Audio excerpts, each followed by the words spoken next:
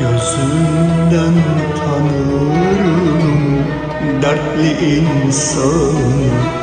Seni de benim gibi bir yakan olmuş. Gözünden tanırım dertli insanı. Seni de benim gibi bir yakan olmuş. Hadi gel yanıma, anlat her şeyi.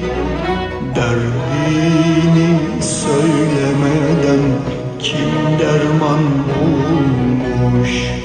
Hadi gel yanıma, anlat her şeyi.